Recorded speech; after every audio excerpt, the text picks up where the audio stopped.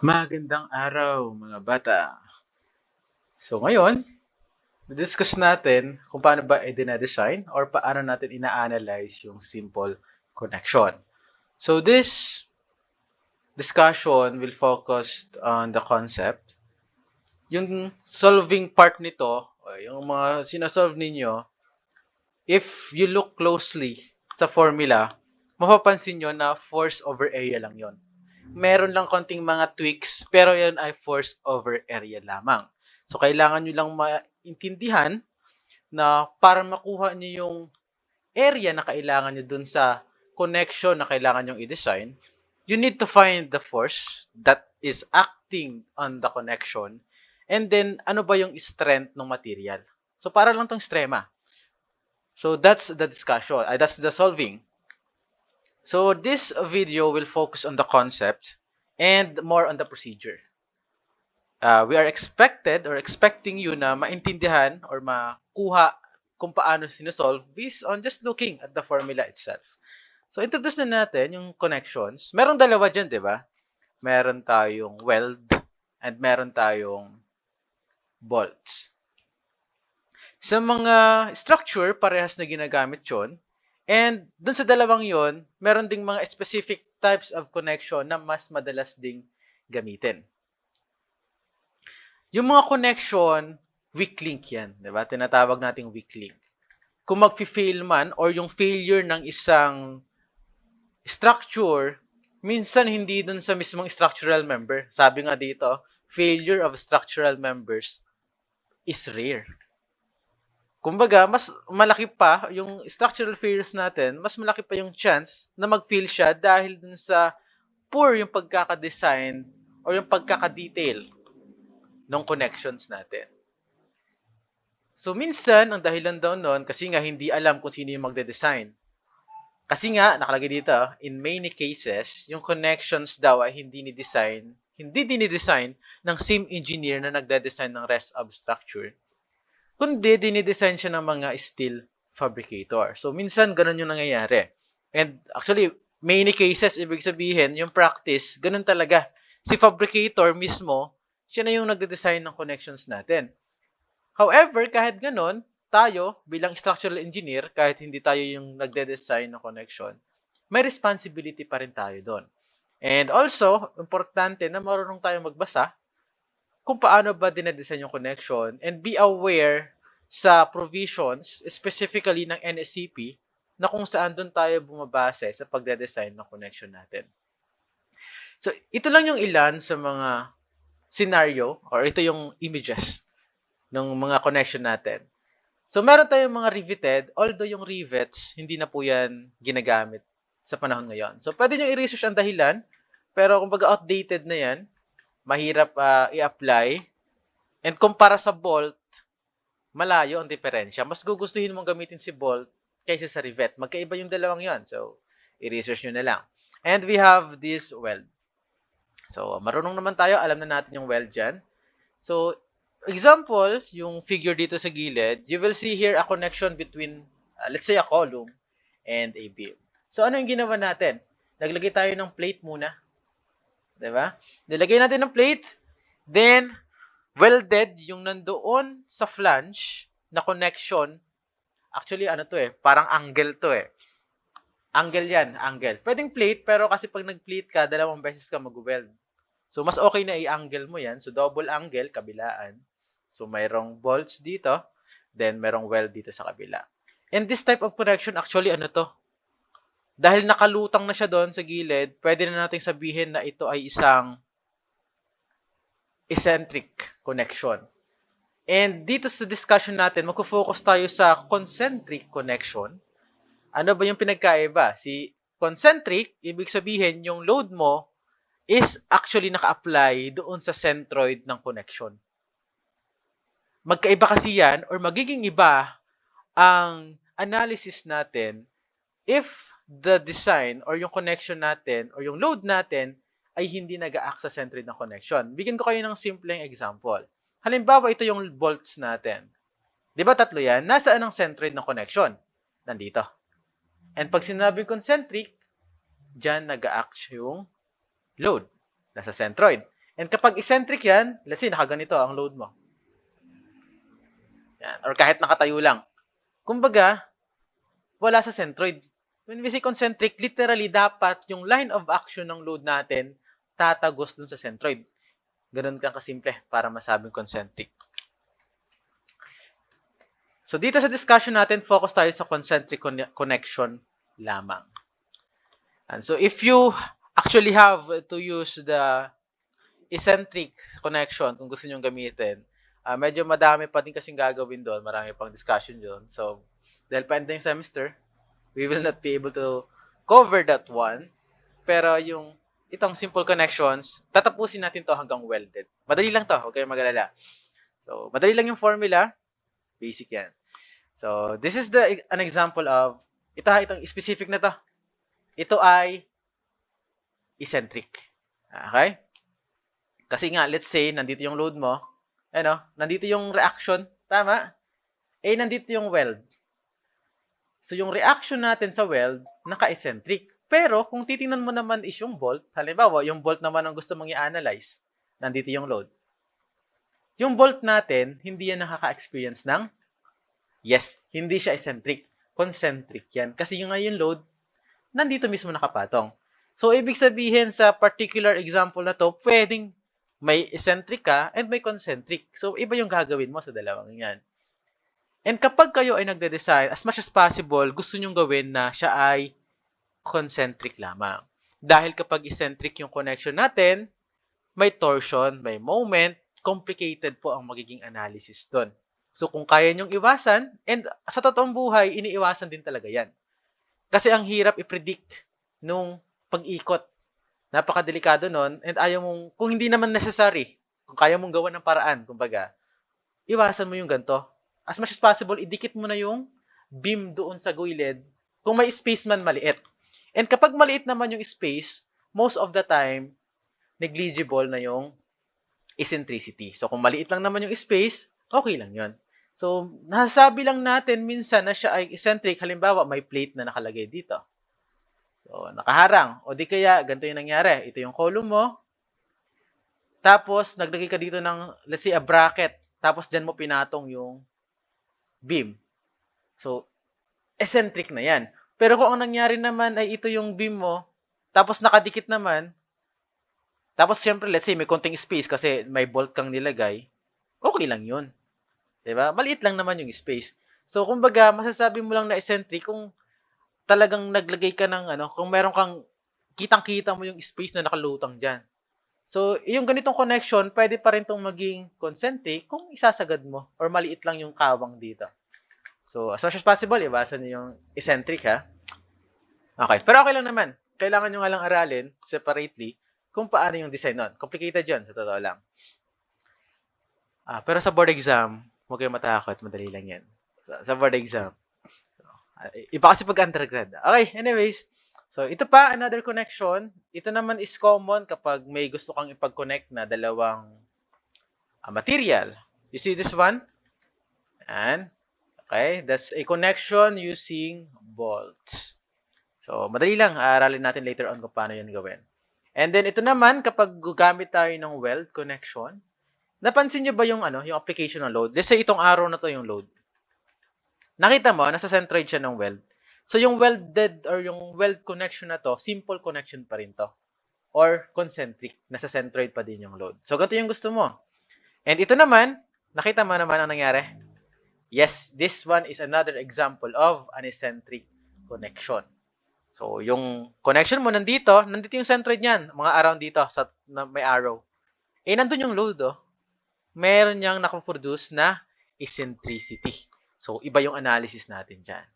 Okay? So, ito pa, another example. This one is a concentric. Nasa centroid po yan. Nasa centroid nag-act. And then, ito namang isa, ito na yung sinabi ko kanina. Eccentric yan. Kasi nandito yung load mo, or nandito yung connection, nandun yung load. May eccentricity. Itong distance na to, papakita ko.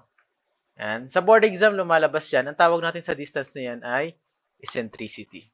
So, this one, kapag dito ka sa view na ito nakatingin, yes, eccentric. Kumbaga, depende sa point of view mo pwede mo siyang sabihing eccentric connection, pwedeng sabihing concentric. So, sa board exam, parehas yan lumalabas. Minsan, ganito yung view. So, syempre, pag ganito yung view, i-consider mo yan as a concentric connection. Kukunin mo lang yung shear. Diba? Force over area. Kapag nandito ka naman, bending stress na gagamitin mo. MC over I. And, so, later on, although hindi na natin matidiscuss dito sa subject na to, kapag kayo naman is nag-aral na for, nasa review center na kayo, maaaral at matuturo naman yan. But better, aralin nyo on your own once nasa compre na kayo. Okay? So, konting background lang yan sa mga simple connections. Let's proceed na dun sa intricacy kung paano ba dinedesign yung mga connections natin.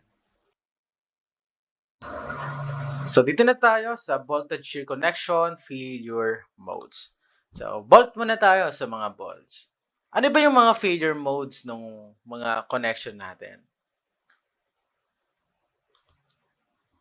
So, sa pag-design, sa pag-analyze ng ganitong connection, tulad ng nabanggit ko kanina, dun lang yan umiikot sa force over area. We have the stress, okay? The average stress, the force na naka-apply, tapos yung area. And dahil circle naman, mostly, actually lahat, ng mga bolts natin, yung area na kinoconsider natin is 5d squared over 4. And syempre, yung area na yan is pwedeng mag-multiply, depende kung ilan yung number na bolts na nakalagay. And if ever na design yung gusto mong gawin, maliban sa number of bolts, pwede mo rin i-consider yung size nung mismong bolts na gagamitin. And kapag na-design ka, pwedeng ganito yung gawin mo. Nakapag-decision ka na ng gagamitin mong bolts or diameter ng bolts. Let's say, gusto mo 22 diameter na bolts. And then, dun ka na lang sa number mag-adjust. Pwedeng ganon. O di kaya, naka-fix na yung number, dun ka naman ngayon sa diameter mag-a-adjust. So, depende yan sa iyo as a designer kung saan ka mag-a-adjust. Dun ba sa number or doon sa size? Yung stress, so most of the time, or sa pagde-design, i-check mo ano yung strength ng bolt. So, depende sa type ng bolt na gagamitin mo, merong strength yon. So, ikaw as a designer, kapag magde-design ka na, magde-detail ka na, pipiliin mo ngayon yung gagamitin mong bolt. And then, tingnan mo, ask mo sa manufacturer, ano yung strength ng bolt na yon. So, meron tayong dalawang possible way, a scenario, wherein kino-consider natin yung application ng stress sa ating material. Yung ating stress is pwedeng maging single shear or double shear. Familiar naman tayo dyan. So, kapag single shear, tulad ng nandito sa part na to, yung force natin and yung area na kino-consider natin is, kumbaga yung buong area natin, lahat yon dinadala yung force. So, kapag double shear naman, as you can see here, dito sa part na to, yun sa taas, yan. Dun sa mga singit-singit, dalawa yung area na magdadala para dun sa isang force. So, depende naman yan sa connection or sa pagkaka-apply ng connection ninyo dun sa inyong mismong detail. So, i-check nyo yan kung siya ba ay single shear or double shear so that you can apply yung correct value ng load sa design ninyo. And dito sa ilalim, makikita nyo din na there is a small eccentricity sa figure natin. Pero most of the time, nire-neglect na yan. So, nakita nyo na, ito yung isa sa mga failure mode.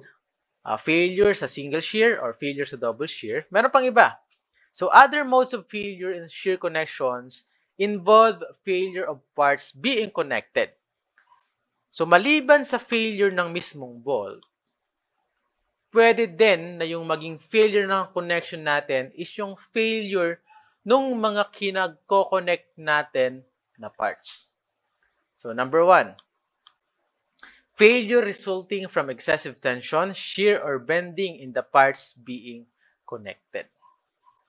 And doong pinakaunang discussion pa natin sa chapter 1, sa tension members, diba, kasama doon yung block shear.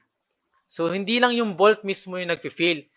Pwede rin na maging failure ng ating material is yung tearing ng mismong plate. 'Di ba naalala niyo doon? Connection pa din 'yon. Nasa covered pa din ng connection 'yon. So kapag nagko-connect kayo ng plate and nakita niyo yung possible failure sa shear, sa double shear or sa block shear, kailangan nyo i-analyze yun. Siyempre, depende yan kapag nakita nyo dun sa mismong detailing ng connection. Pwede mag-fail to sa block shear. So, it's your job as a designer to recognize yung mga ganong failure. So, alam nyo naman na kung kailan nangyayari yon. So, tingnan nyo na lang. Ito bang connection ko, pwedeng ma-experience tong failure na to. Ayan. Okay? And also, maliban sa ganon, pwede din naman mag-failure yung mismong material, which is yung FYAG, FUAE, nung tension members pa. So, aware naman na tayo doon. Okay? Then, failure of the connected part because of bearing. Alright. So, di ba, meron tayong shear, failure due to shear, single shear, double shear. Failure of the material being connected, yun yung block shear. And then, pangalawa, or pang-apat na, kung i-consider mo yung dalawa kanina, ito naman yung failure due to the bearing. Bearing. So, aware naman tayo kung ano si bearing, di ba? So, for example, itong figure na to, may force. Ang bearing, yan yung stress na nakikreate. Kasi nga, as we pull dito sa ating connection, you will notice na yung butas mismo, yan o, nakikita mo yung A, yung side ng ating hole na i-exert, na a-applyan ng force. Diba? Yung itong curve na to, dahil sa paghila natin, na i-experience niyan or na a-applyan niya ng force. And that force, okay, magva-vary yan from maximum at A, nasaan yung point A, yung sa gitna. Kasi nga, nakatutok talaga dun yung force, diba? And minimum dun sa B, sa pinakagilid. Kasi nga, syempre, halos magiging shear na yan at that point. So, sana na-visualize nyo yung nangyayari. And dahil mahirap kunin yung actual na force dyan, kasi nga paiba-iba, for simplicity, ang ginagawa natin, kinukuha na lang natin yung projected area. So, yung projected area nitong curve na to, dun sa bearing na part, is yung diameter and yung thickness. So, in summary, ito yung mga failure na pwede mangyari sa ating bolts sa connection natin.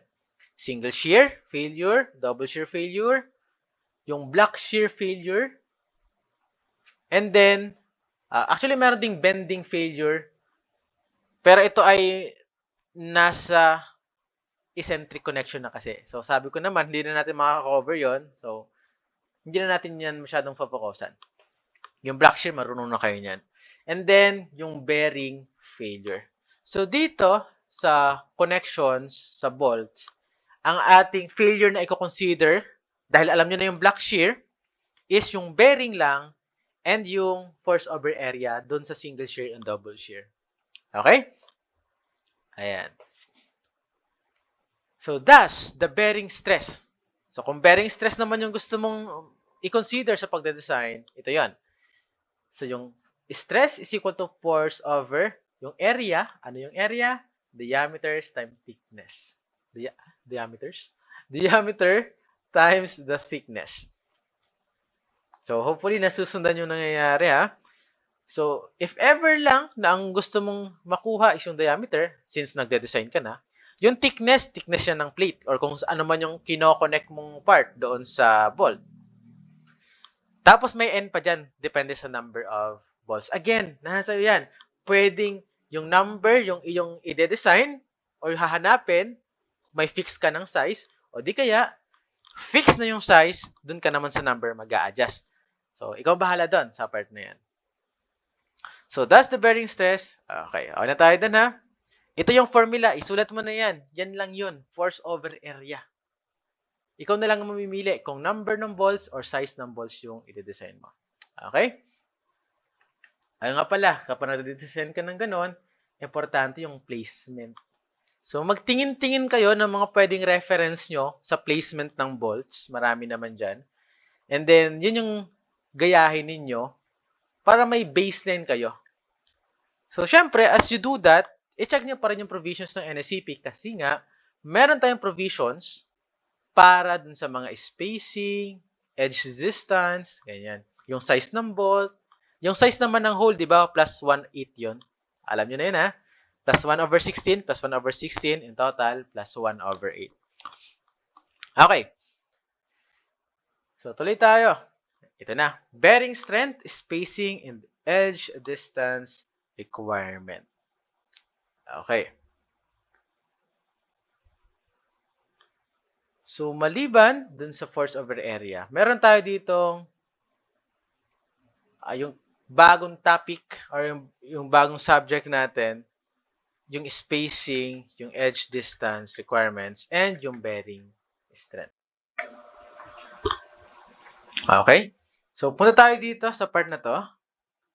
So, sabi dyan, yung bearing strength daw natin ay independent sa type ng fastener.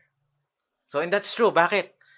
Kasi kahit na yung gamitin mong bolt ay sobrang lakas, sobrang taas nung strength niya, but if the plate where it is connected, for example, dito sa figure na to, may bolt dyan, di ba? Na-connect dun sa plate.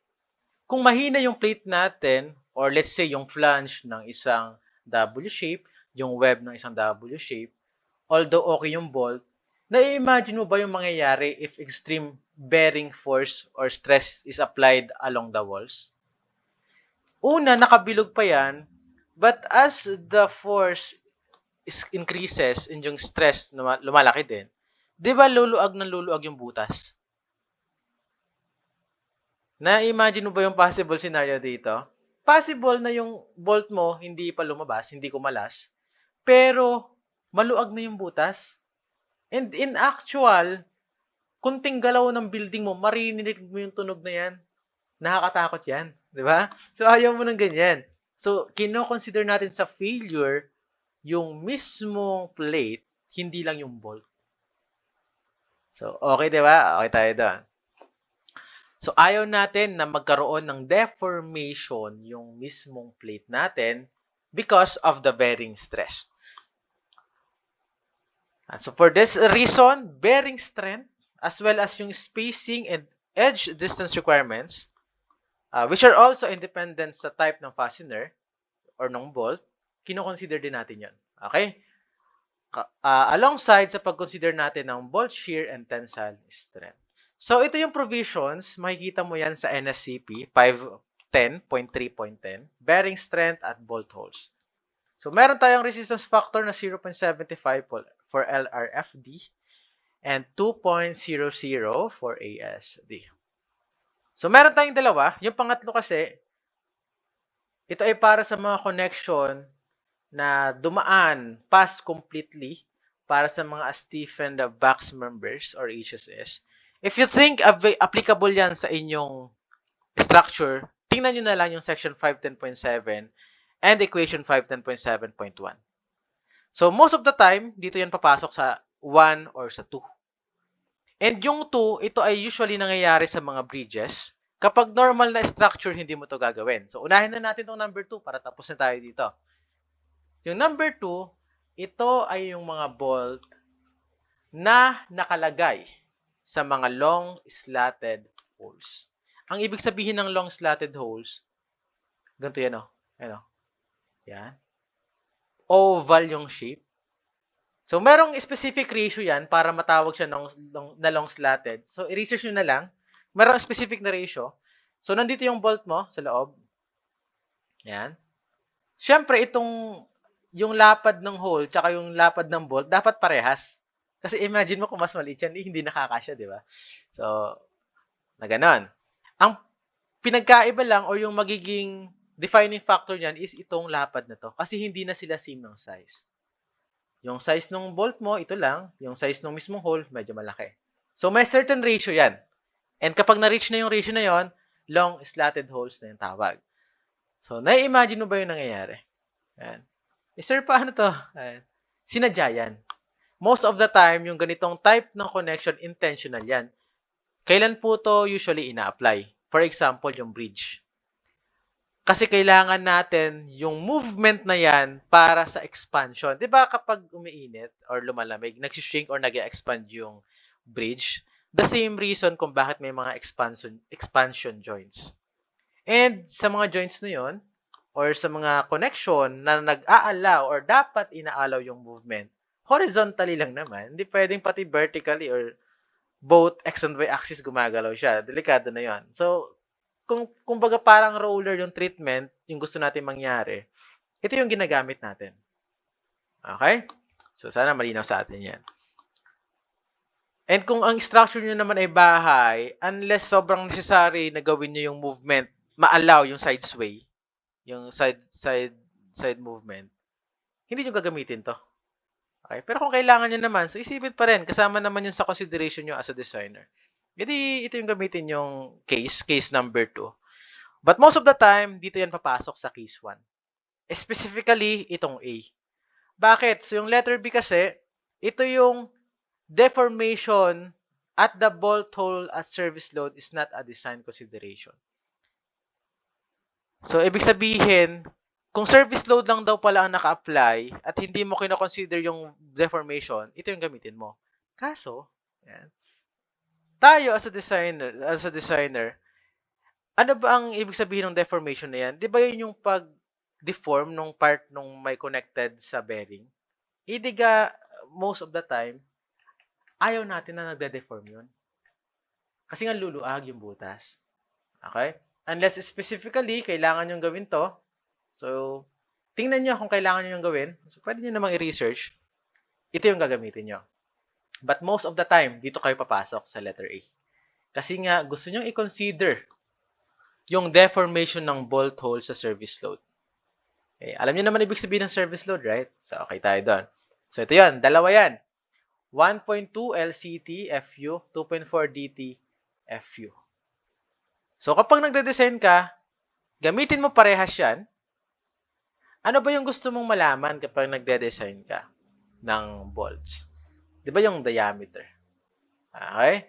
Yung diameter. So, dito ka sa 2.4 para makuha mo yung diameter. So, itong pangalawang part para yan sa analysis. Okay? So, sa analysis. So, kung mag-a-analyze ka, let's say, meron ka na nitong mga value na yan, edi Rn yung gusto mong kunin.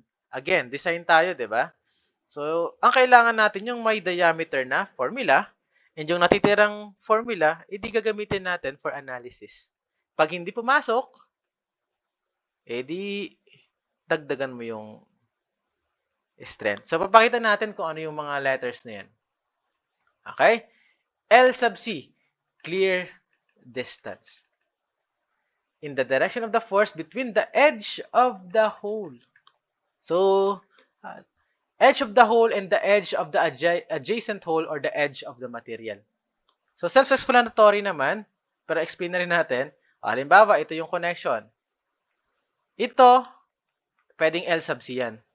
Ito, pwedeng L sub C. So, pipiliin mo sa dalawa yung mas maliit, syempre. Kasi dun yung critical. So, hopefully, nasusundan yung nangyayari, ha? Kasi dun yung mas critical. So, sir, paano po iikot yung design namin? So, ganito. Halimbawa, ang gusto mong unahin is kunin yung diameter, which I believe most of the time itong gagawin mo. Yung thickness, for sure, malaki ang chance naka-fix na yan kasi alam mo na yung, kumbaga, dinesign mo na yung member, so aware ka na sa thickness. Alam mo na yung flange, alam mo na yung thickness ng flange, alam mo na yung thickness ng web. So, okay tayo doon. So, diameter ngayon ang kulang ka.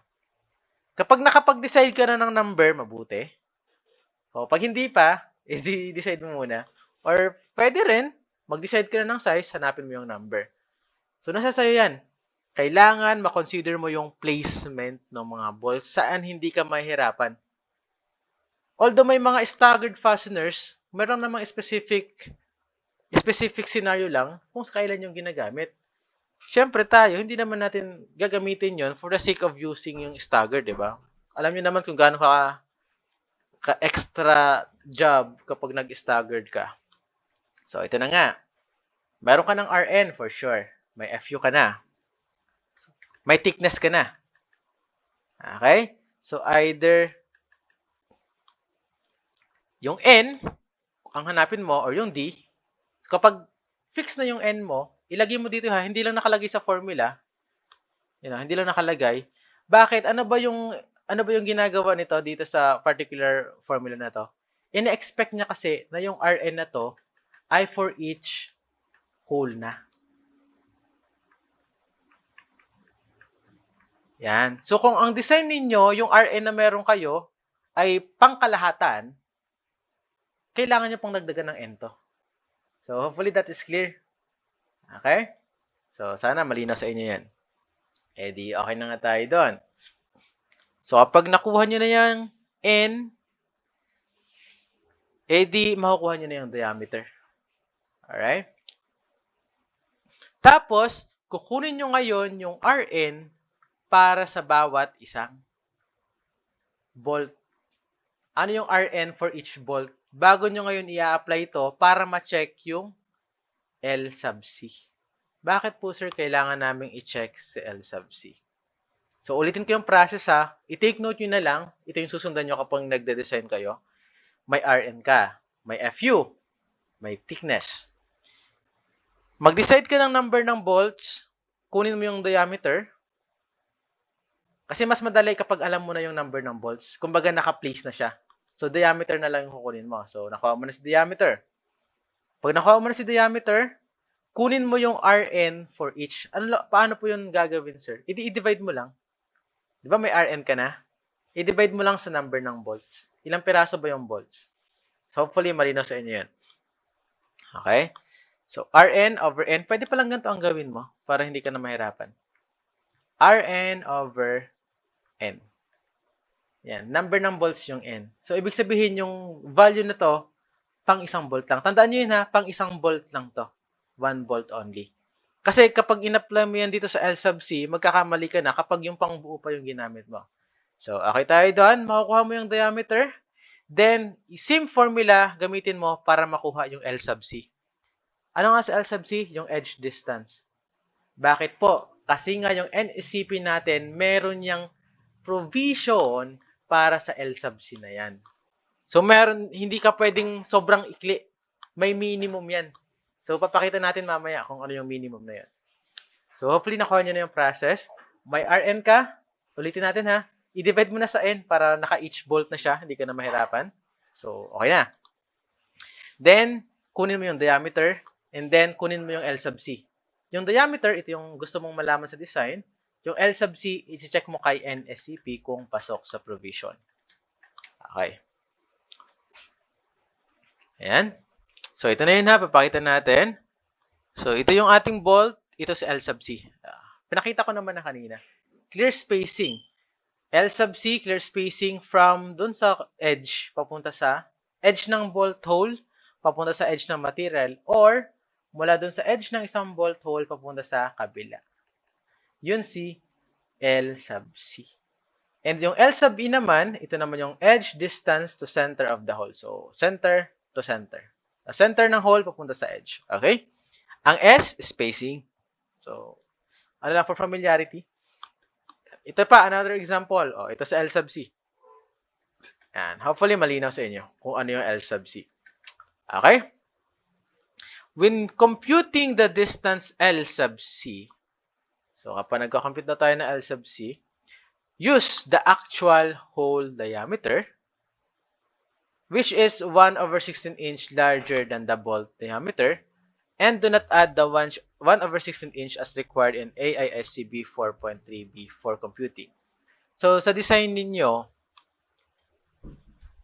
okay, isi-check nyo lang kung yung L sub C ninyo is, kumbaga sobrang, meron tayong pag-checkan yan mamaya sa NSCP. So, hayaan nyo na to. For analysis kasi ito, for analysis. Nilagay ko lang dyan para alam nyo. Okay, tuloy tayo. And, ito yun na, L sub E, S. Okay, hindi naman yan relevant sa design. Yan. Nasaan na ba yung provision na yun? Ay, hindi ko pala nailagay. So, hanapin natin. Hindi ko nailagay. Oo nga. So, puntahan natin yung provision na yun ni NSCP.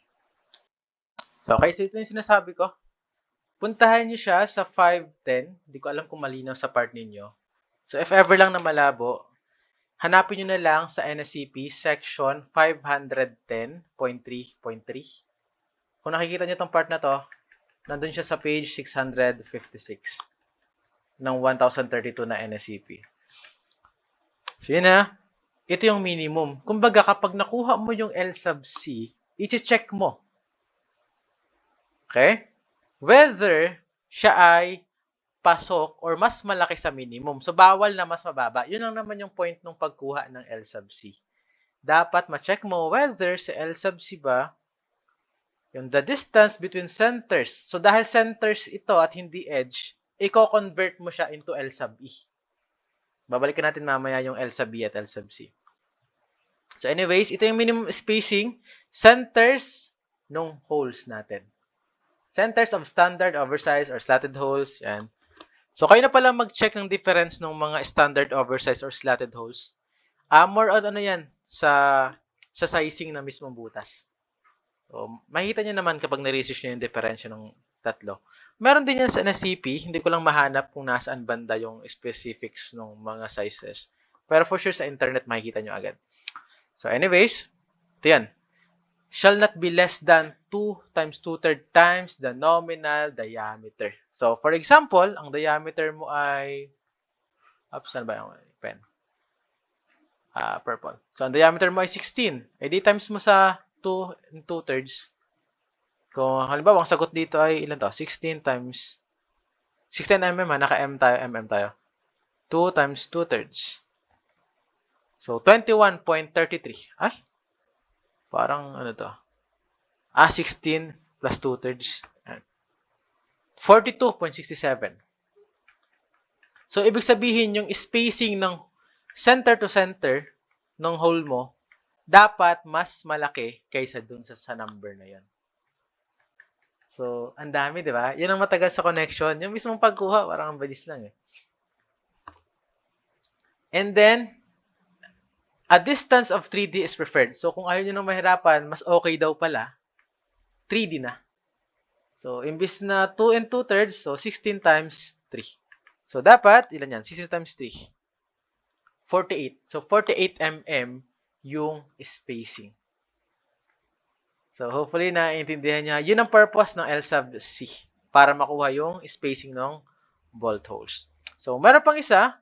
Yun ay para sa itong 510.3.3 ay sa spacing ng holes. Itong 510.3.4, ito naman yung minimum edge distance. So, puntahan niyo yung table sa next part. Ito yun. Nandito yung minimum edge distance. So, meron pong dalawa dito. Meron tayong at sheared edges and merong at rolled edges. So, ano po ang pinagkaiba? Yung sheared, kung mapapansin nyo, mas malaki yung required na layo. So, bakit po ba? Ano ba yung relationship ng layo ng butas dun sa dulo sa pag-fill? So, ito yung dulo ng, let's say, ng connection. Nandito yung hole. Ito yung spacing na tinutukoy niya.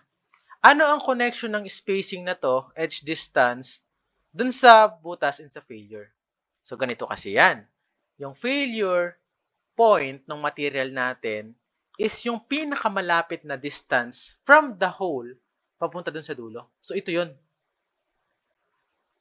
Pagliit ng distance na to, mas nagiging vulnerable yung ating connection sa shearing or sa pag-tear out. Di ba alam naman natin yan? Napupunit yun eh. Kaya kung mas maliit yung distance, mas maliit yung ita-travel niyang path, mas malaki yung chance ng failure. Kaya meron tayong minimum edge distance para maiwasan natin yung mga ganong klase ng failure. So, edi yun na nga. So, meron tayong sheared, meron tayong rolled. Ganito lang yan. Ito ay, yung sheared edges, ito ay kapag yung dulo natin, itong part na to, nilagari. Or pinutol gamit yung, let's say, welding material. Basta pinutol siya. Okay? Sheared. Ano po ba ang nangyayari doon? Kung mapapansin niyo, kumpara sa rolled edges, mas malaki yung distance na required para sa sheared edges. Kasi nga yung rolled, ito yung edge, let's say, galing na yan mismo sa manufacturer mo. Wala kang binago. Sa sheared, pinutol mo na. Kasi nga, pag pinuputol natin yung material, yung pagputol natin, nakakapag-create yun ng tension or ng stress sa mga part na to. So, ano nangyayari? Di nabubulabog yung atomic structure ng material, mas humihina. Kaya para ma-take into account natin yung ganong scenario, hindi na kasi natin ma-predict yung nangyayari sa atomic scale, mas malaki yung edge distance requirement natin. Sa totoong buhay, hindi natin masasabi kung ang gagamitin nung gagawa ng building natin is rolled na or directly from fabricator yung shape or sheared or pinuto lang. Mas malaki ang chance lalagari-lagariin lang yan ng mga steelman kasi nga nagtitipid or kung ano mang reason. So, sa design ninyo, ito na yung gagamitin ninyo. Yung sheared edges. Doon tayo sa safer na part. So, kapag nagde-design kayo at hindi nyo sigurado, doon kayo sa safer side. So, ito yung safer side. Assume na natin na yung mga steelman natin, puputulin nila yung mga edge ng ating pinagko-connect na mga part. So, doon tayo sa mas malaki. Ito naman, depende yan sa bolt diameter, yun yung magiging distance. Okay? Kapag mas malaki sa 36, yun na, 1.75 D. So, hopefully, that is clear. Kung medyo malabo, puntahan nyo na lang yan sa section 510.3.4 noong NSCP. Okay? So, balik tayo dito. Ito yung titingnan mo ha, later on. Hindi L sub C. Okay? Yung L sub C, yan yung magiging basis natin para makuha yung kailangan talaga natin sa NSCP. Ano ba yung nasa provision ng NSCP? Di ba yung spacing? Ito yon yung S. Kung maaalala nyo, yung spacing ng holes kanina, S yung tinutukoy doon, hindi L sub C. Pero pag nakuha mo kasi yung L sub C, dagdagan mo lang nung length na to, times 2, may S ka na. Alright? Okay. Ayan. So, ano naman yung L sub B? Ito naman yung isang provision sa NSCP. Yung edge papuntang center. So, ito naman si L sub E. So, when computing the distance L sub C, use the actual hole diameter, which is 1/16 inch larger than the bolt diameter. So, ganito ang gagawin mo. L sub E pala is equal to L sub C plus 1/16. Tandaan niyo ito. Ay sir, di ba po 1/8 yun? Di ba kung maaalala mo, kaya siya naging 1/8 kasi dalawang 1/16. Saan po galing ito? Di ba yung dagdag natin yan for the sake of safety? Hindi yan actual. Ang actual plus 1/16 lang. Yung another 1/16, para yan sa safety. Safety factor natin yan. Sana naaalala nyo? Kung hindi, tanggapin nyo na lang. So, LE. Kung kailangan pala natin si LE, tapos L sub C yung meron tayo, di alam mo na. Diba? So, L sub C, actually, mali tayo ng pagkakaano. So, yung LE natin is yung L sub C plus 1/16. So, okay na pala. Tama pala. 1/16 plus diameter. Ayan. Diameter. LE is LC plus diameter ng bolt. Kung diameter ng hole ang kailangan mo, ito na yon, diameter ng bolt plus 1/16. This one as a whole. And so, to summarize, kung gusto mong makuha ang LE, that is equivalent to L sub C. Ito yung nakuha mo using the formula kanina, plus yung diameter ng bolt na nakuha mo na din, plus 1/16, then check mo sa NSCP. Tapos, ang problema mo. Okay? Kung spacing naman yung kailangan mo, ganun pa din. L sub C plus diameter ng bolt. O nga pala, may nakalimutan pa tayo dito sa diameter ng bolt kanina.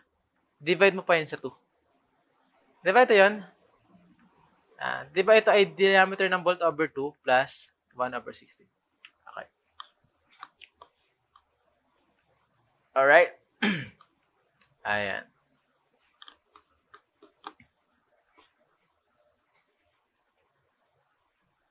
Ayaw nga pala, sir, di ba hinati pa natin? Kasi yung 1/16 para rin sa buo. O sige, hatiin mo rin yung 1/16/2. Or, kung gusto mong pasimplihin ang lahat, mas okay siguro ganito na lang yung gawin natin. Hinati nga pala yung butas. Yan.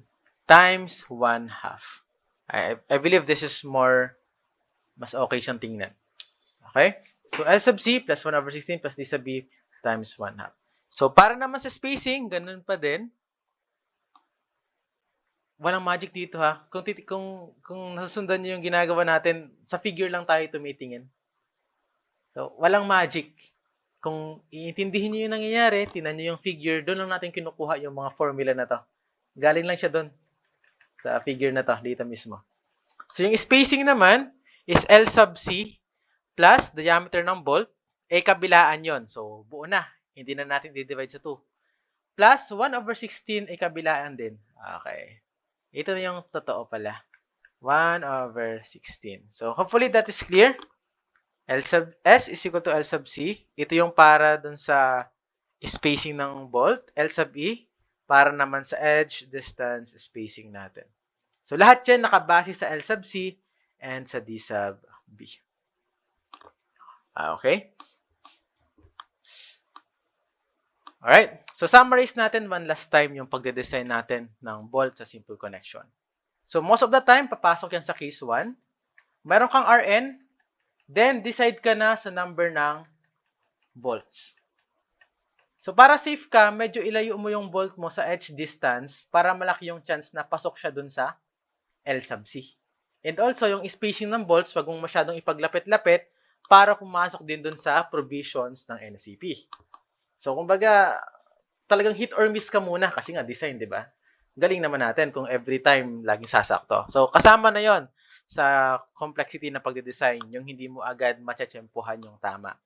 So, anyways, divide mo sa number ng bolts na napili mo. Then, una mong gamitin yung 2.4 dt para makuha yung diameter ng bolts. Kapag nakuha mo na sa diameter ng bolts, kunin mo naman yung L sub C. Okay? Then, pag nakuha mo na yung L sub C, punta ka dun sa formula na to. I-check mo siya sa NSCP, yung ating edge distance and yung spacing ng holes. Kapag pasok lahat yan, alam mo na, mangyayari, di ba? Okay ka na, di ba? Okay na yon. Pero kung economical yung pag-uusapan natin, i-check mo pa din. Meron bang ibang possible combination wherein okay pa rin siya? Halimbawa, mas damihan mo yung number ng bolts. Di ba?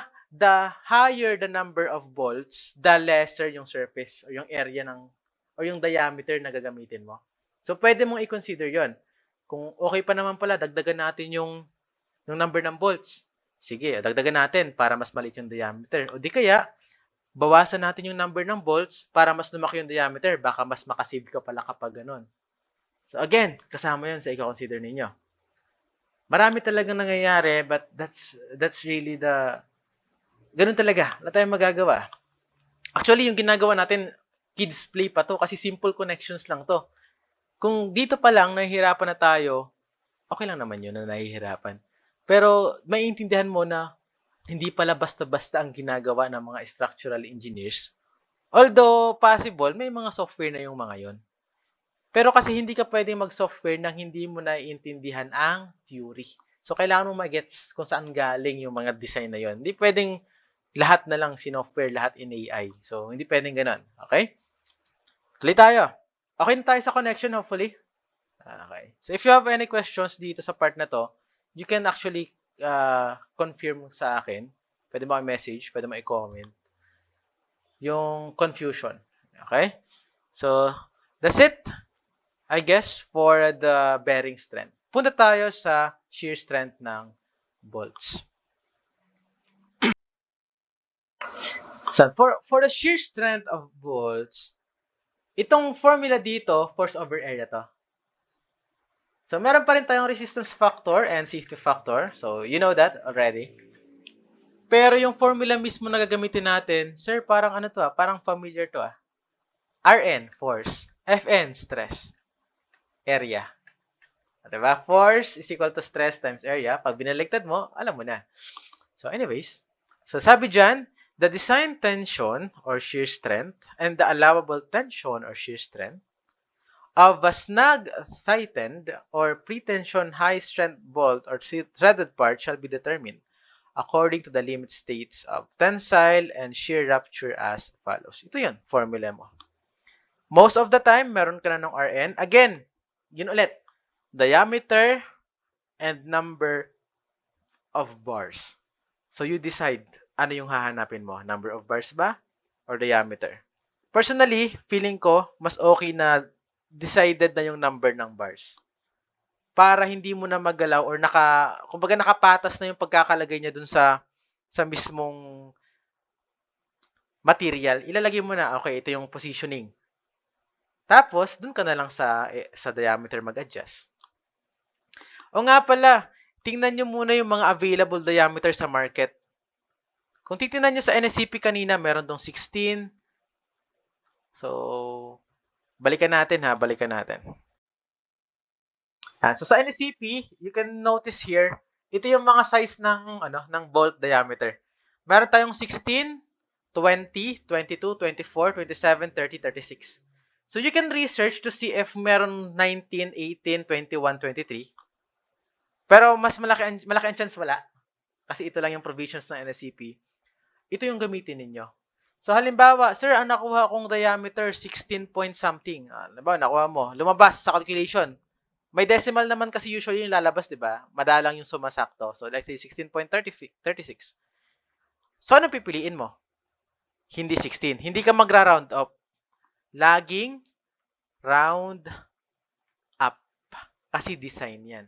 So hindi 16, doon ka sa 20. Kapag 20.2, hindi 20, punta ka sa 22. So ganun lagi ang mangyayari dyan.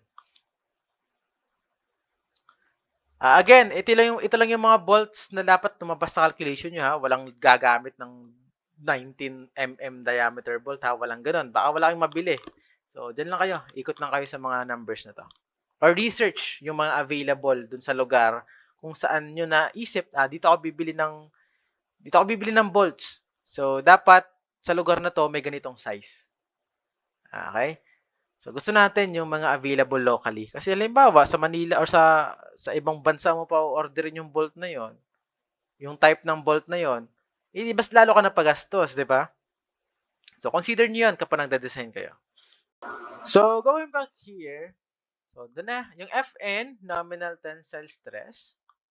Yung AB is area ng bolt. Okay? So, ito na mismo yung formula. Wala na tayong dyan. Walang twist. Ito na yon.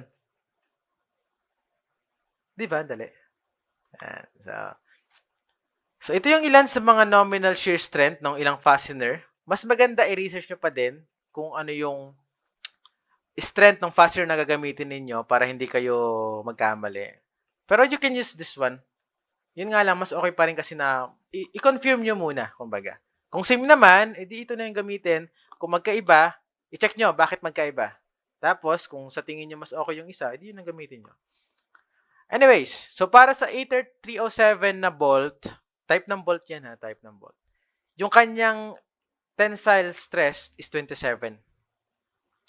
Para sa group A, 54, ito ay naka KSI.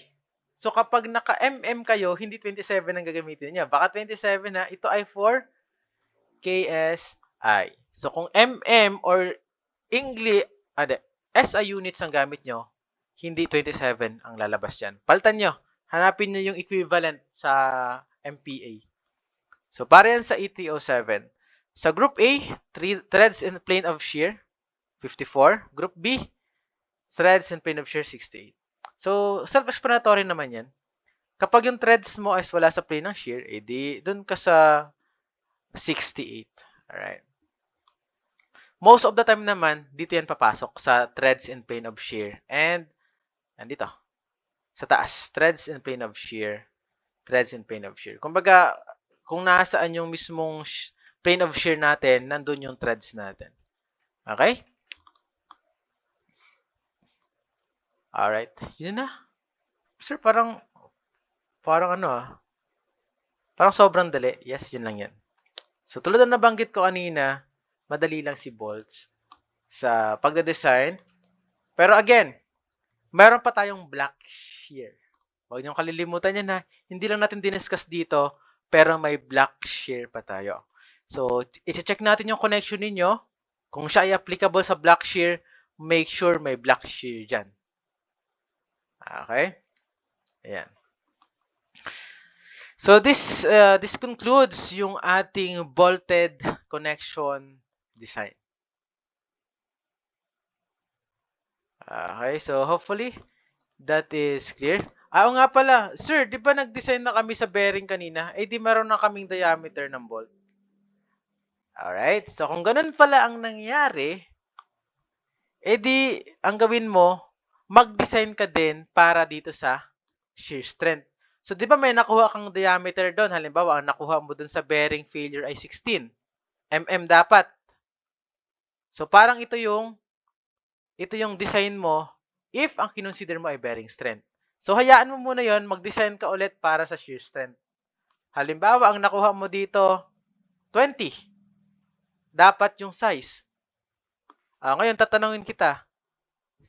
Using doon sa unang failure, sa bearing failure, 16 mm. Using doon sa shear strength ng bolts, 20. As a designer, anong pipiliin mo?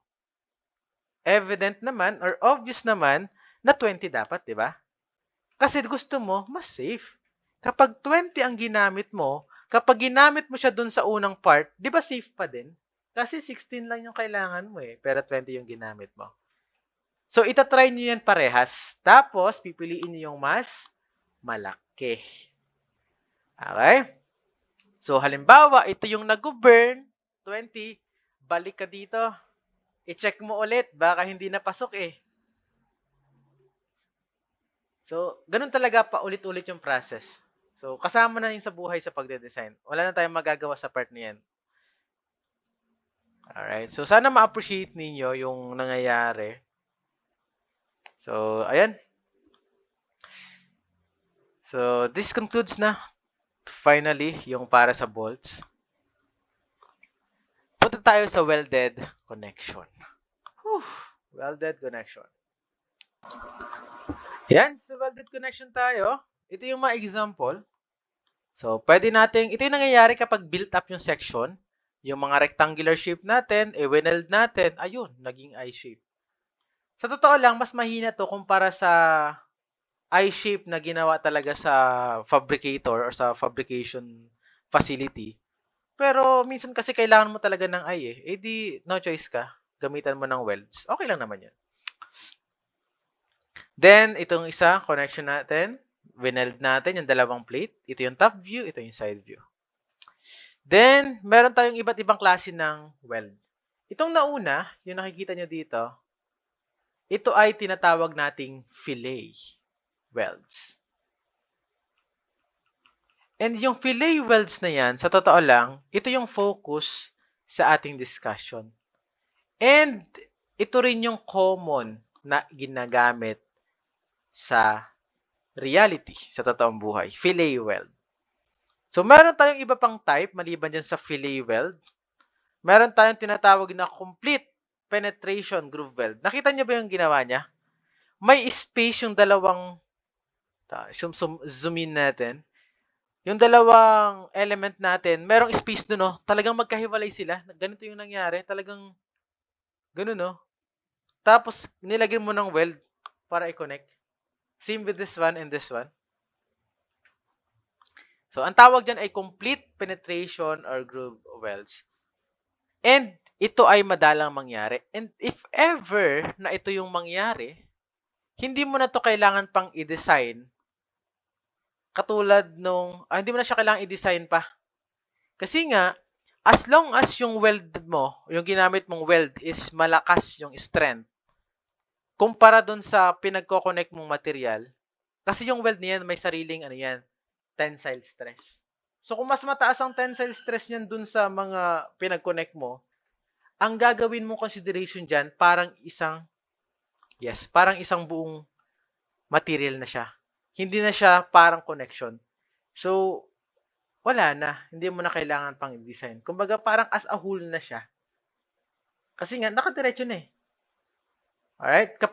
Pag niliham mo yan, tinanggal mo yung mga sobra-sobra dyan, hindi na halata yan, parang isang shape na siya, isang buong shape. So, kapag ganito po yung nangyayari, hindi mo kailangang i-design. Measure mo na lang, ang problema mo na lang, dapat yung mismong ginamit mong pang-weld, malakas or kasing lakas or mas malakas kaysa doon sa material na siya ay inilagay. The same with sa partial penetration, para siyang complete penetration pero let's say kalahati lang, ganyan.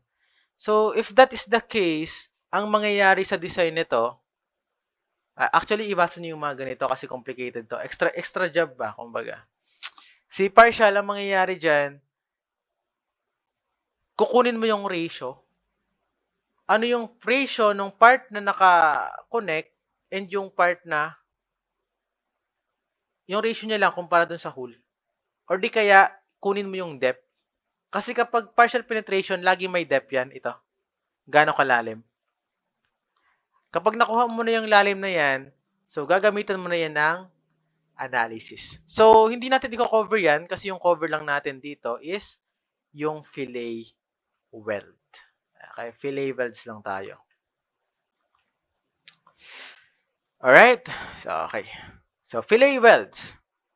So, yung design ng mga fillet welds is based on the assumption na yung cross-section daw ng weld is 45-degree right triangle. So, ito yun. Nakikita mo yan? Kumbaga, ito yung connection natin. Yung analysis natin at design dito, ina-assume natin na yung fillet weld natin ganito. Huwag kayong matakot, ganito talaga yung nangyayari sa totoong buhay. Makikita nyo naman yan. Although, ang sa totoong buhay kasi, parang medyo may mga curve-curve, di ba? Siyempre, ang hirap naman i-perfect na sobrang smooth. As much as possible, gusto natin smooth. Pero yung analysis natin, assume natin. Sige po, patawarin nyo na ako. Hindi siya kulubot. Straight na lang natin. Ganyan. So, assume natin na 45 degrees. So, okay tayo doon. So, sabi dyan, any reinforcement, build up. Yan. Kung may mga sobra-sobra man, may tagas-tagas dyan, neglect mo na. Okay? The size of the fillet weld is denoted as W. Sa ibang mga books, ang W na yan, tinatawag din na thickness ng weld. Yan. So, pag pinapahanap sa'yo, what is the thickness of the fillet weld? Yun na rin yung W na tinutukoy dyan. Okay? Standard weld sizes are specified in increments of 1/16. So, ito na yung clue ninyo. Sir, paano po kami magde-decide ng fillet welds? Paano kami magde-design? So, halimbawa, may nakuha kayo. 0.025. Hanapin mo yung nearest 1/16, tapos round up. So, hanapin mo, ano ba yung 1/16? 1/16 is 1/16.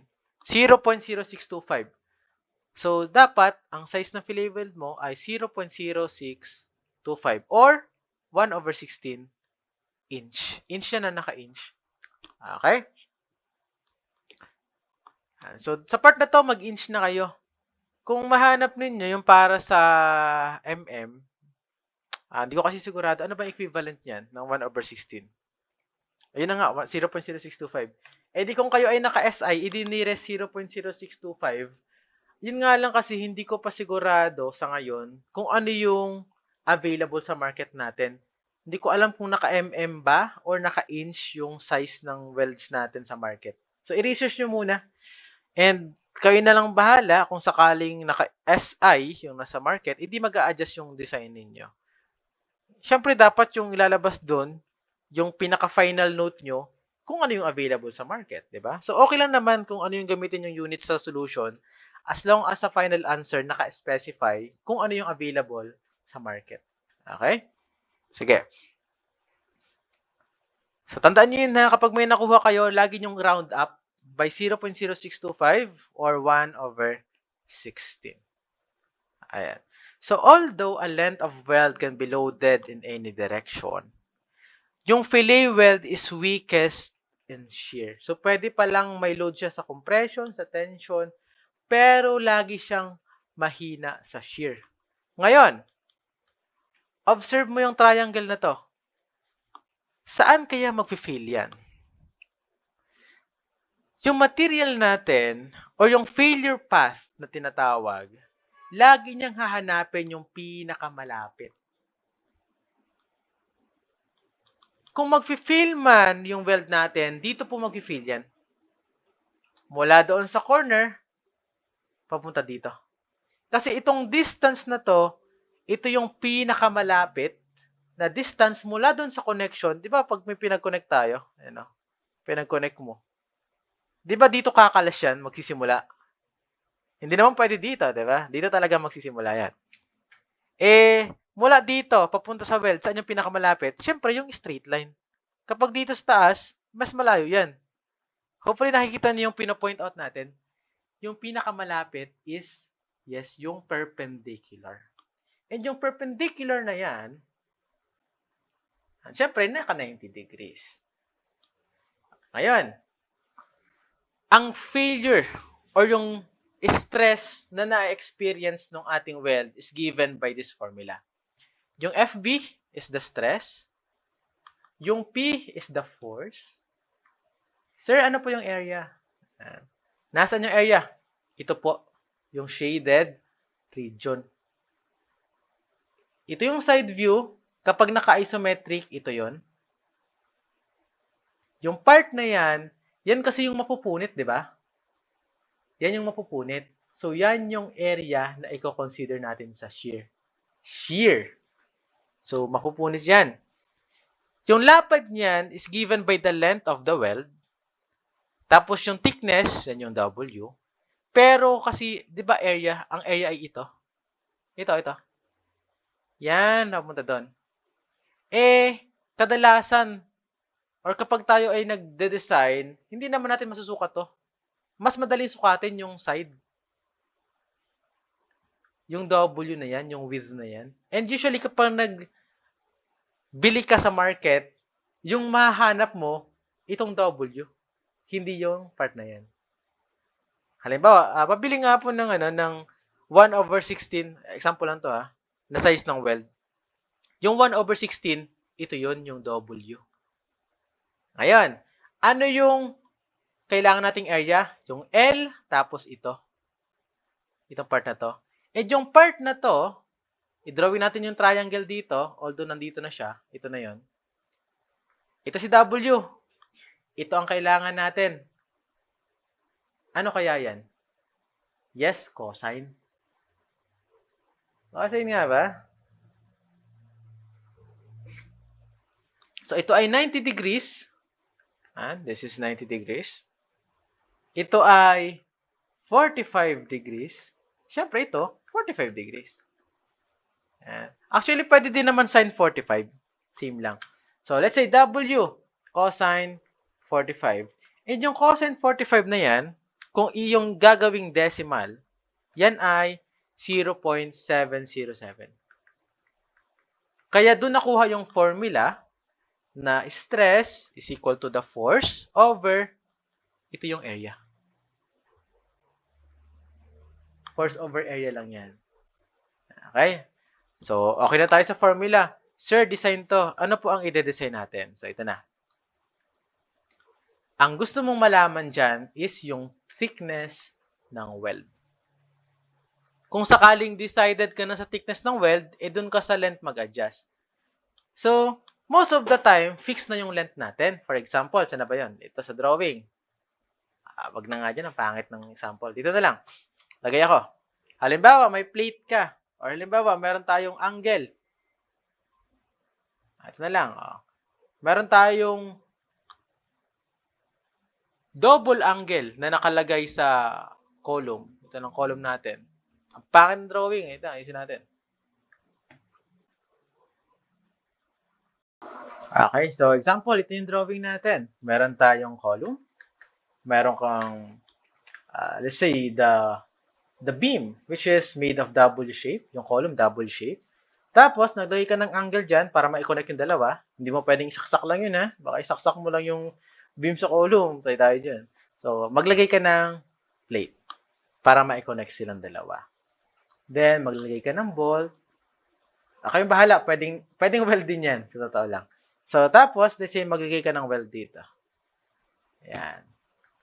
Ngayon, syempre, i-decide mo ano yung length. So, pwedeng ang gawin mo, yung mismong lapad na to, yun na yung length. So, okay ka na sa length. Nasa iyo yun ha. Pero syempre, masasuggest ko, yun na yung gamitin nyo para simple yung solving. Then, yung Rn, ito yung shear na nag-act dyan. Ano yun? Yung reaction. Diba? May reaction tayo dyan. Yung bigat, kung ano man yung nakapatong sa beam na to, di ba may reaction yan sa dulo?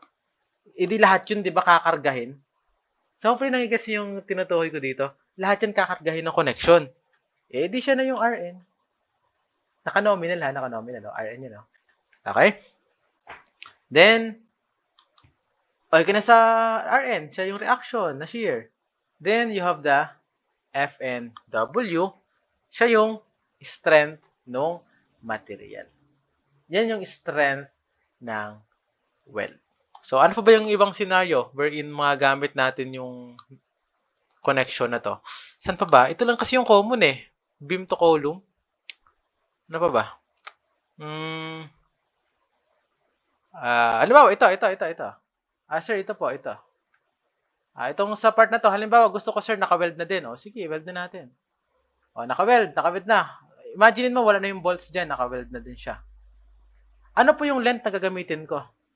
So, ito, lahat yan kasama. May separate tayong provision para dyan. Huwag kayong mag-alala. Sir, nakaganto na siya. Nakaganto. Yan, nakaganyan. L. Yan. Yan. Kapag nandito, yung load mo, let's say nandyan, alright? Nandyan yung reaction. Assume mo na nasa centroid siya. Okay? Actually, may possibility na may konting eccentricity to, pero hayaan na natin. Let's say concentric na siya. Ano yung magiging length mo? Eh di ito po, lahat yan. Sir, parang hirap nyo na. Okay, maglala. Tuturo ko kung paano yung gagawin. Madali lang yan. Okay? So, yung length mo, yung mahabang yan. So, ang hanapin mo na lang ulit, yung W. Pero hindi ito yung formula ang gagamitin mo ha. Iba yung gagamitin mo para sa ganitong case. Kasi nga, yung load mo, merong part na nakaganito. Kumbaga, merong perpendicular. Pero huwag kayong mag-alala, shear pa din naman yung failure mode niyan. Shear pa din. Okay, papakita natin mamaya. Again, ito yung failure part oh. So regardless kung saan nakatutok, let's say nandito, dito pa rin po ang failure niyan. Dito pa rin siya mapupunit. So hopefully na-imagine mo, let's say nandito yung load. 'Di ba ito yung kakalas? So pag kumalas siya, saan siya mag-fail? Dito pa rin. O halimbawa, dito naka-apply yung load sa kabila, pag ganun. Eh 'di ba ito yung kakalas, gaganon, lalayo to? Saan siya mapupunit? Dito pa din. So, yun yung ibig kong sabihin na kahit saan nakatutok yung load mo, as long as nasa centroid, as long as concentric, yun pa din yung concept na gagamitin natin. Alright? So, anyways, before natin puntahan tong may perpendicular na, diretso muna tayo sa kasunod na part, yung para sa FNW. Okay? I-take niyo yung mga formula kasi madali yung mga formula na yan. Direct substitution yan. So, the strength of a fillet weld depends on the metal used. Yun ang nga sinasabi natin. Depende yan sa gagamitin mong pang-welding. So, meron tayong iba't ibang strength. Meron tayong tinatawag na, E70XX. Alright, yan yung mga tawag natin sa weld. E70XX electrodes. So, kapag sa board exam kasi lumalabas to, yun yung halimbawa, the connection uses E70XX electrodes. So, yun lang yung binabanggit. So, ano yung ibig sabihin nun?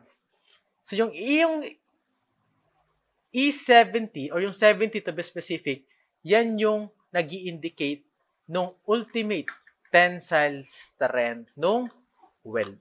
So, minsan, kapag may nakita kayo, yung ginamit na weld ay E70, E80, ibig sabihin nun, ultimate tensile strength in KSI, kips per square inch.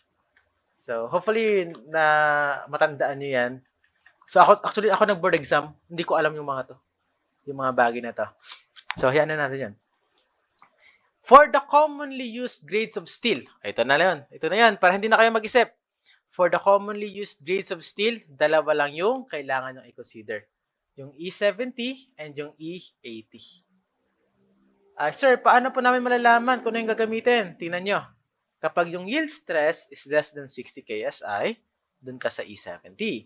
Kapag mas malaki, dun ka sa E80. So, wag na kayo magpakalayo-layo, dun na kayo sa dalawang nito umikot. Mag E70 or E80 electrodes. Ngayon, kung kayo ay naka-SI, idi hanapin nyo yung equivalent. Hindi ko pa kasi sigurado sa ngayon kung ano yung mga equivalent. Since hindi pa ako na masyado na may experience pagdating sa actual na ganap ng pagde-design ng connection or sa market natin to be specific. So, research nyo na lang. I-check nyo para mas maging malinaw sa inyo. Pero okay na yan. Kung naka-English kayo, hanapin nyo na yung equivalent niya sa SI. Okay? So, the design strengths of welds are given in the table. So, hayaan nyo na yan.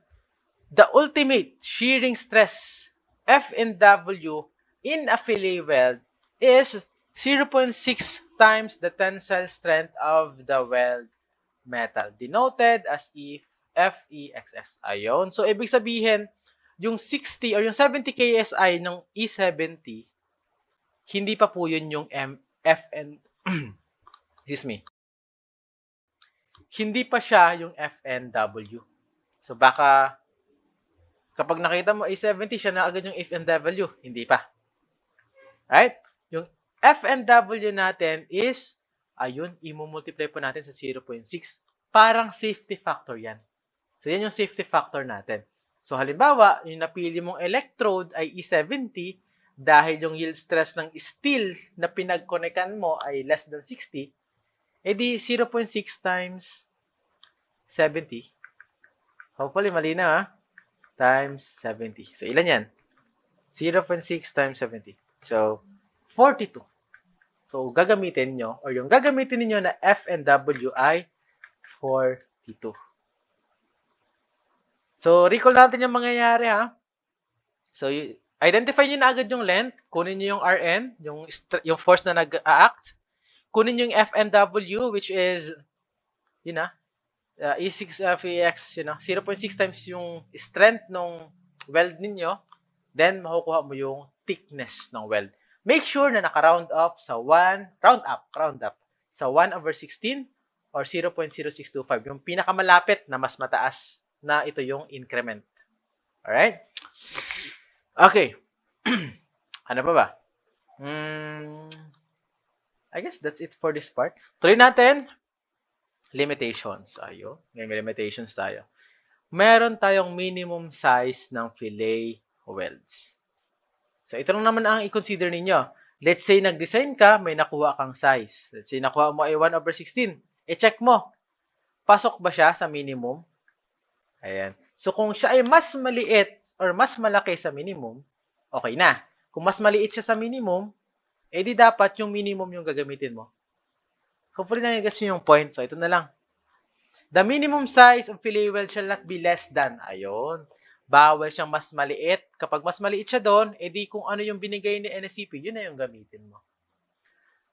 Alright? Sabi dyan, the maximum size of fillet welds shall be, number 1, along edges of material less than 6 mm thick, it should be not greater than the thickness of the material. Anong ibig sabihin yun? Right? Ay, maximum na pala to. Doon muna tayo sa minimum. But lumag pa si sir. The minimum size of fillet weld should not be less than the size required to transmit calculated forces. So, dapat kung ano yung nakuha mo sa solving. So, dapat hindi siya mas maliit doon. Nor the size as shown in table 510.2.4.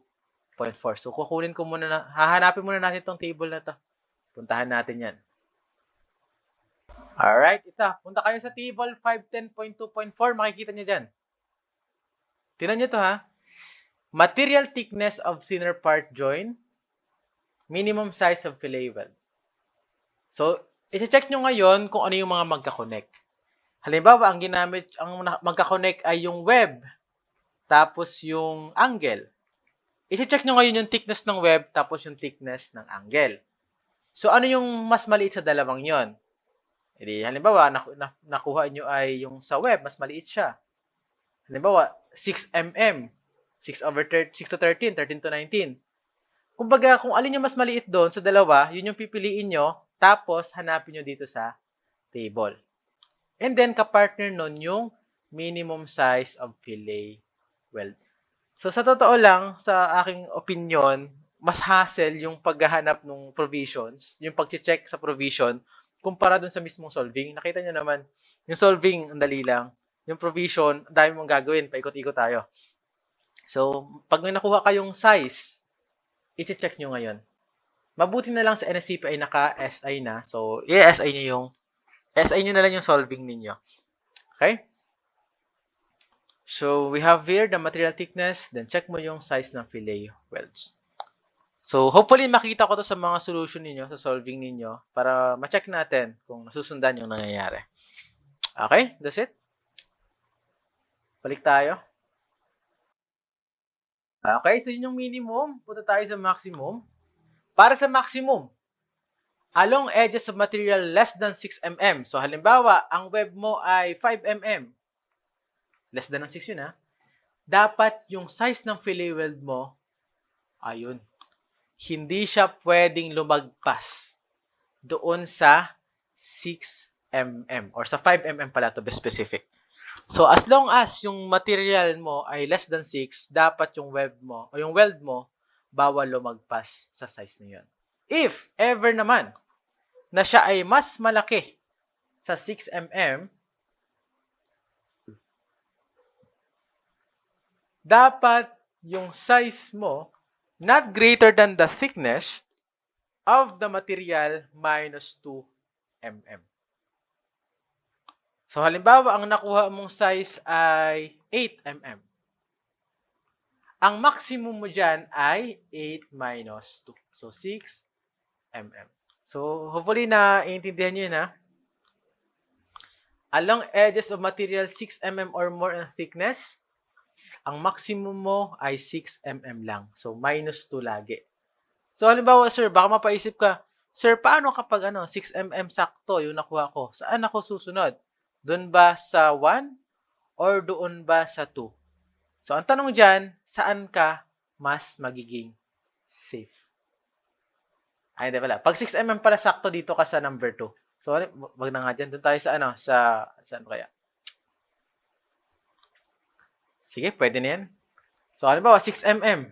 So, pasok siya sa case 2 pala. Sa case 2. So, edi minus 2. So, 4 mm. 4 mm.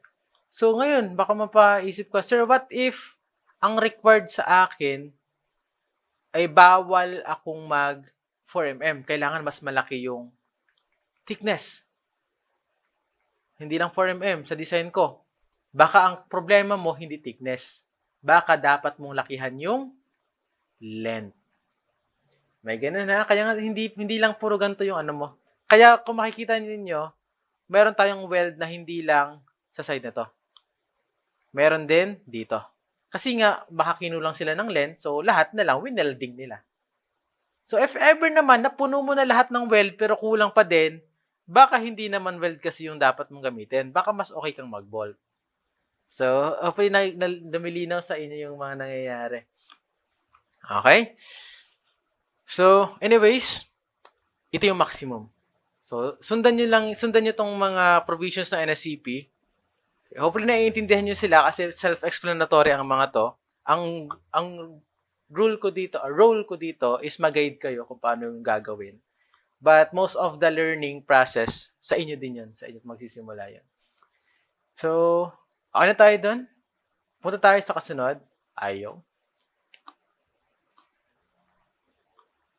So, tuloy natin. The design strength and the allowable strength of the weld shall be the lower value of the base material in the weld metal strength determined according to the limit states. So, ito ay karugtong nung nauna. Sa welds kasi natin, katulad ni bolts, di ba sa bolts, meron tayong failure ng bolts, pero meron din tayong failure ng plate dahil sa bearing. Sa weld, may similar scenario. Pwedeng okay yung weld mo, pero yung metal kung saan siya nakakapit, yun naman yung naputol. Na-imagine nyo ba yung gusto kong iparating? Okay si weld. Sobrang lakas niya. Pero yung kumalas, yung mismong material. Halimbawa, meron tayong nakakonect na gasket plate dyan. So, naka-weld to. Sobrang lakas ng weld mo. Hindi naputol yung weld, pero yung napunit, yung mismong plate. Yung plate mismo yung naputol, possible po yun. Kaya, kasama siya sa pag-design. So, if you can notice, force over area pa din to. Itong section 510 or yung formula ng 510.2-3, ito na yung 0.707 WLFN. Ito na yon. Kasi nga, you have the strength of the weld, siya na yung Fn. And then, yung area ng weld, ito na yung 0.707 WL. So, hindi na natin to palalalimin. Same na yan dun sa na-discuss natin earlier. Meaning, kapag nagde-design ka, parehas mo tong i-check. Alright? Sige. So, sa design ng weld, yung diniscuss natin kanina, then after mong ma-design si weld, mag-a-analyze tayo. For the weld metal, no need to analyze kasi nga, na-design mo na siya. For the base metal, dyan ka ngayon mag-a-analyze. If ever na nag-fail, kailangan mo ngayong mag-adjust nung length. Papakita natin mamaya kung bakit. So, you have the force. For sure, meron ka na yan. Then, yung FBM, ito yung nominal strength ng base metal. Halimbawa, nakakonect ka sa web ng isang W shape. Di yung strength na gagamitin mo ay yung strength ng W shape. Nakakonect ka sa flange ng isang W, di yung strength ng flange yung gagamitin mo. How about the area? Yun ang question. Ano po yung area? Baba tayo. Ayaw. Alright? So, example, ito yung connection mo. Concentric to, kasi nandito yung centroid, nandun yung load. Ito yung welded part from A to B. Nasaan yung length? Ayun, yung length from A to B. Yung sinasabi pong mag-fail dyan is, let's say, yung gasket plate. Ito. Saan siya nakakonect? Sa part na yon. Kung i-zoom in natin yung part na yon, ito yon. Ito yung shear area ng gasket plate. Ano po ang area niya? Yan yung length ng weld times yung thickness. Sir, ano po yung L na gagamitin? Baka ang ilagay mong L dyan, ito. Tama naman, pero wag mong kalimutan, magkabila yan. So, halimbawa, ito ay 100 mm. Ito ay 100 mm. So, ang gagamitin mong L, hindi 100.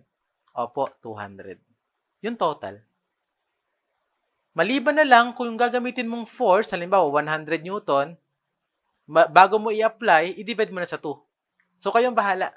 Pero syempre, mas okay na hayaan nyo na yung 100, dun ka sa length, gamitin mo na yung total. Hopefully, nangyayas yung logic na nangyayari. Alright, so ganito ang mangyayari. Sir, may nakuha na po akong W, tapos naka-fix na yung L ko. So, okay na ako dito sa unang part. Kumbaga yung unang discussion, okay na tayo. Nakuha ko na yung thickness ng weld. Kaso po, pagdating ko dito sa base metal, before ka pala pumurosid dito sa part na to, make sure pasok ka na dito ha, sa mga provisions sa NSCP. Marami-rami yan. Paano? Kaso nga lang po, dun sa base metal, hindi po naging safe.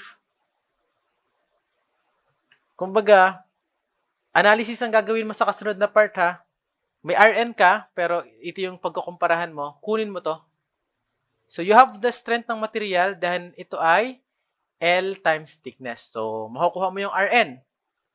May makukuha kang strength dito, i-compare mo doon. Nagkataon, mas maliit. Anong nangyari ay ganito? RN is greater than FBM, ABM. So, fail ka ngayon. Ano po ang mangyayari?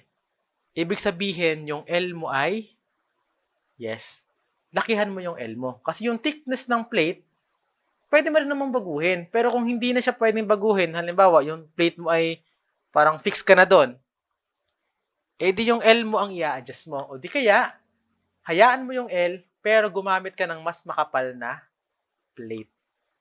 So, hopefully that is clear. Hopefully that is clear, ha? So, either adjust mo yung plate, Kaso kapag ginawa mo to, malamang kung nakakonect yan sa web, hindi kailangan mo baguhin ng web. So most of the time, I believe, hindi nyo gagawin yun. Kasi, mag-uulit ka, papalitan mo yung web mo, o yung papalitan mo yung W shape mo. Unless, kung wala namang madadamay, i-thickness yung adjust mo. Pero, malamang sa malamang, yung length ng weld yung babaguhin natin. So, medyo layuan mo, dagdagan mo, isagad mo dun sa dulo. Diba? Ay, di okay ka na. O di kaya, lagyan mo rin dito. Yan. Lagay mo rin dito ng weld. Mas lalakas yan ngayon sa shear. Okay, so hopefully that is clear. So, ulitin natin. So, nakuha mo na yung kanina, may L ka na, punta ka dito. Then, kunin mo yung FBM times ABM, compare mo dun sa RN. Kapag mas malaki ito, edi safe ka na. Kapag mas maliit, adjust mo yung length ng weld. Okay?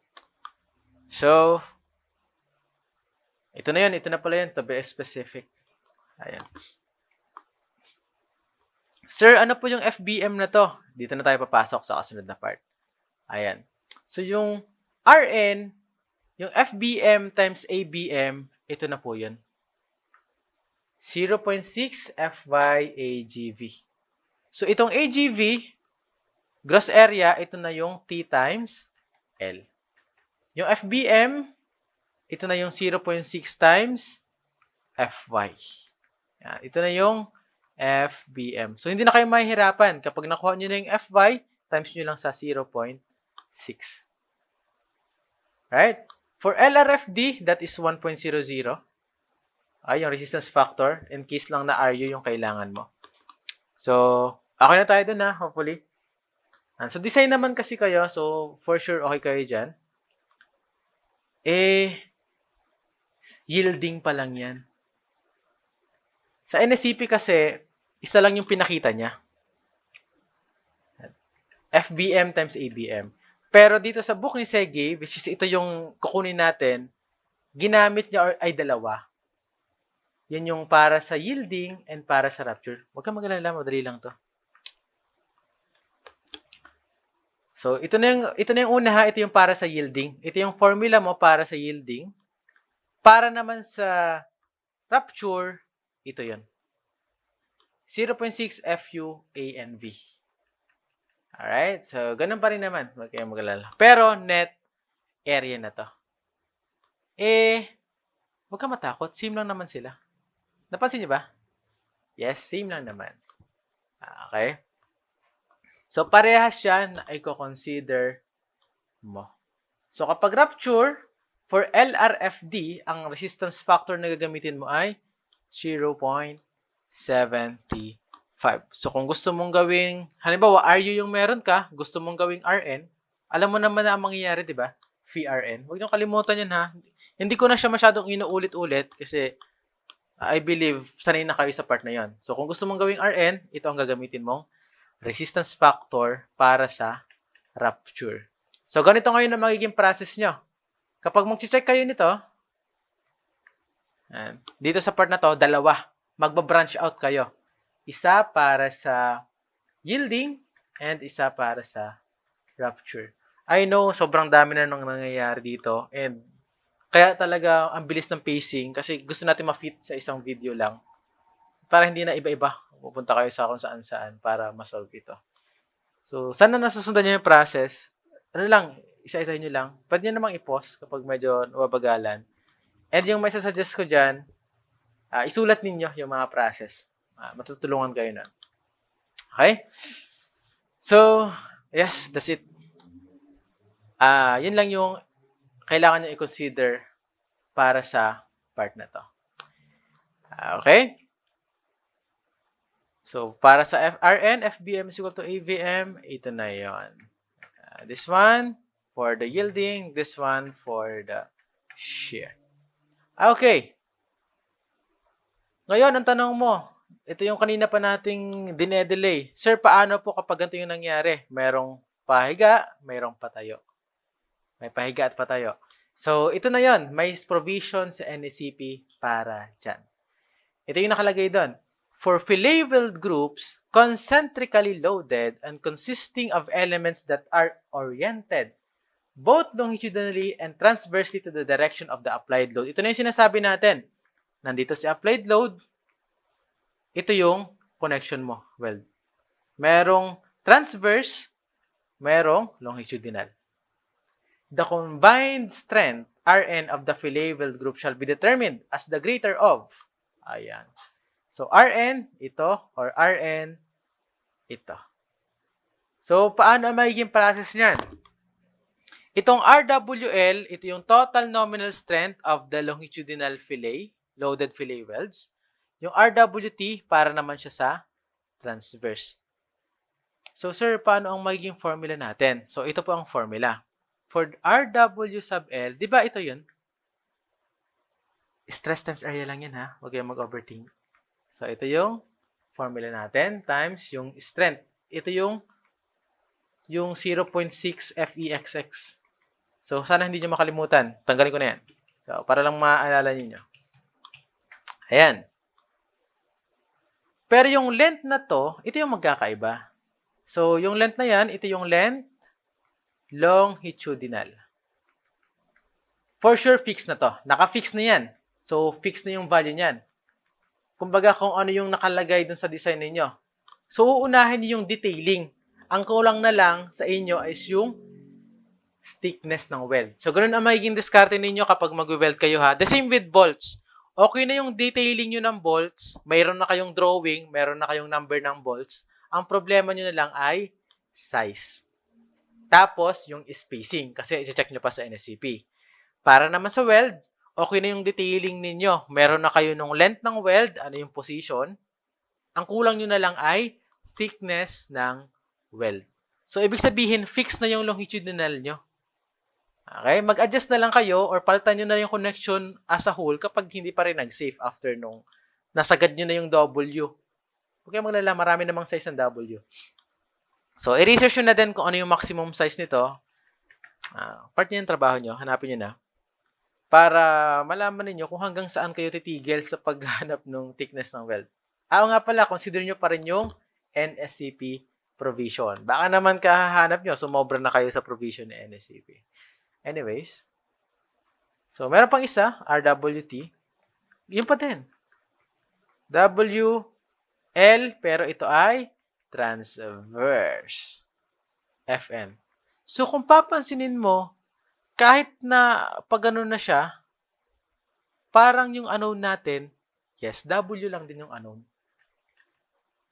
So wala masyadong diferensya. Yun at yun pa din yung gagawin ninyo. Okay? So, hopefully, that is clear. So, ito na yun. Ito na yung last part ng ating discussion para sa design ng welds. So, focus kayo sa mga concentric. If ever na sa tingin nyo may konting eccentricity dun sa drawing ninyo or sa inyong material, neglect nyo na, gawin nyo na siyang concentric. And if ever naman sobrang laki, gawan nyo ng paraan na as much as possible, ma-lessen yung eccentricity. So, babaguhin nyo yung detailing ng connection ninyo para maging concentric. So, makikita nyo naman yon sa application ng load. So, halimbawa, feeling ko common to sa mga beam to column connection eh. Ayan. Yung reaction naman natin most of the time nasa dulo, di ba? Tulad ng sinabi ko, kailan lang yan mawawala sa dulo? Kapag ganito. Ano? Nakaganyan, nakalutang ba? Ayan. Hindi, ang gawin nyo sa detailing nyo, make sure nyo as much as possible, maliit yung space para maging concentric siya. Right? Most of the time naman ganun ang nangyayari. Kahit mag-research kayo sa internet, usually nakadikit naman yan sa gilid. Kasi nga, ayaw mo yung may eccentricity. Delikado yan. Mahirap yan. So, summary muna natin. Summarize natin yung nangyayari. So, para sa weld, ang pinakagusto mong hanapin dun is yung W. So, sa una, ang gawin mo muna is yung longitudinal lang muna. Tapos, pag kinulang, bago mo gawin ganito, yung transverse. Alright? So, allowed naman gamitin yan kahit saan. So, sir, dalawa pala ito. Ano yung gagamitin namin sa dalawa? E di, i-try nyo parehas. Tapos, kung alin yung mag-produce ng mas malaking W, di ba yun ang mas safe? Alright? So, kung alin yung mas mag-produce ng mas malaking W, siya yung gamitin ninyo. Kasi yun yung mas safe. So, hopefully, that is clear. If you have any question, ako ay nasa faculty lang or pwede kayong mag-comment. Although preferable yung face-to-face na tanong. Pwede comment. Okay? Pwede nyo ako i-message. So that's all. Thank you so much for listening. So good luck.